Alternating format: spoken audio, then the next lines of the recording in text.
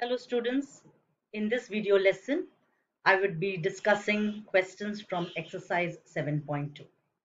At the end, there is a homework question that has been assigned. I want you to complete it in your geometry notebook.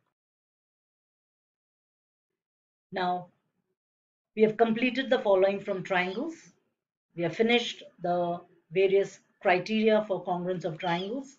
Exercise 7.1 is completely done.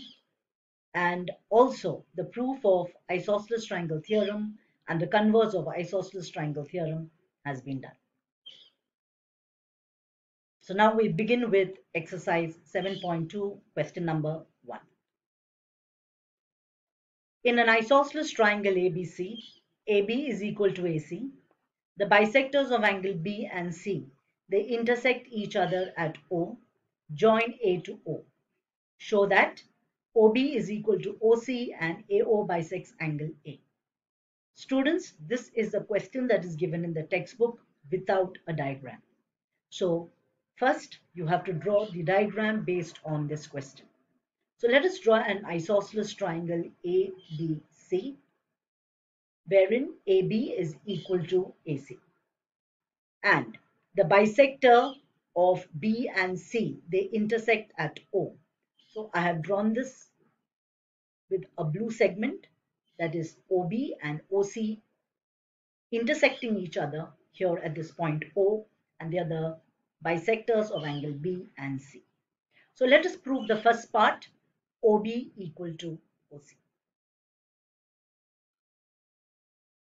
Now, in order to prove OB is equal to OC, let us first take triangle ABC and write down what all is given. So in triangle ABC, it is mentioned that AB is equal to AC. It is given. Now, if these two sides are equal, the base angles, that is B and angle C, will also be equal because they are the base angles of an isosceles triangle. Therefore, angle ABC equal to angle ACB, angles opposite to equal sides of an isosceles triangle are congruent. This is the reason. You could also sum up the reason as angles opposite to equal sides. Even if you write that much, it is sufficient. Now, what I'm going to do in the next step is I need to take angle OBC and angle OCB. So what I'll do here is I'm going to multiply the left hand side and the right hand side by half. So by doing so, we get half angle ABC equal to half angle ACB, multiplying both sides by half. And that we number as statement 1. So what happens if we multiply ABC by half? You know that half of angle ABC, look at the diagram now, it is OBC because OB is the angle bisector. That means OBC and this angle ABO, each of them is half of angle B, but I will consider only angle OBC because that is what you require. So next statement, but half of angle ABC is angle OBC. And what is the reason? OB is the angle bisector. Likewise, what is half of angle ACB?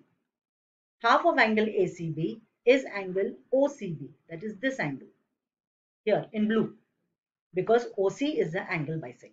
And I've numbered this as 2 and 3. Now let us consider step 1, 2 and 3. If you combine all the three together, what do you get? We have just made a statement that half of angle ABC is half of angle ACB. And what is half of angle ABC? It is this. And half of angle ACB is angle OCB. So what do we get from statement 1, 2 and 3? This is what you get. OBC is equal to OCB. These two angles are congruent from statement 1, 2 and 3. So that you can see here, I have given the same indication out here. Now, once you have proved these two angles congruent, let us consider triangle BOC. In this triangle BOC, if the base angle OBC is congruent to base angle OCB, then what happens to side OC and side OB? Don't they become congruent? Therefore, OB equal to OC, side opposite to equal angles. And here I have numbered it as statement 4. Hence proved. That means we have proved the first part, that OB is congruent to OC. So I hope this part is clear. You take the complete triangle ABC. After having done that, you prove B is congruent to C, and therefore half of B will be equal to half of C. But half of B is angle OBC and half of angle C is OCB. So these two angles become congruent.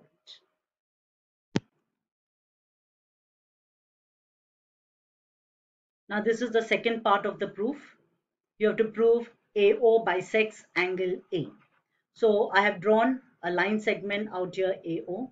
You have to prove angle BAO is congruent to angle CAO. So proof.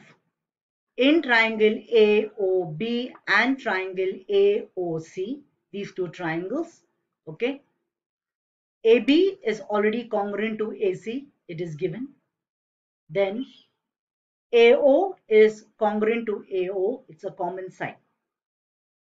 And this indication OB congruent to OC, we have already proved it from statement 4. So these two triangles, that is AOB and triangle AOC, become congruent by SSS congruence rule, right? Now, if the two triangles are congruent by SSS congruence rule, what happens next? Then angle BAO becomes congruent to angle CAO because they are the corresponding parts of congruent triangles. Hence, we have proved that AO bisects angle A. So students, this question, that is the first question of exercise 7.2, is a very important question. Make a note of this in your geometry book. Now, this is assigned as homework. In this figure, AB is parallel to CD and O is the midpoint of AD. So if O is the midpoint of AD, it is shown by the same indication that OD is congruent to OA.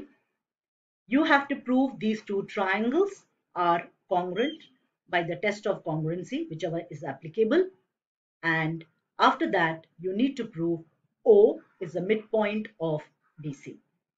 Please do this homework question. It is fairly easy. Draw the diagram, copy down the question, and then you will give the solution. So students, we end this video lesson out here where I have discussed the first question of exercise 7.2. In the forthcoming video lessons, we will continue with the other questions from exercise 7.2.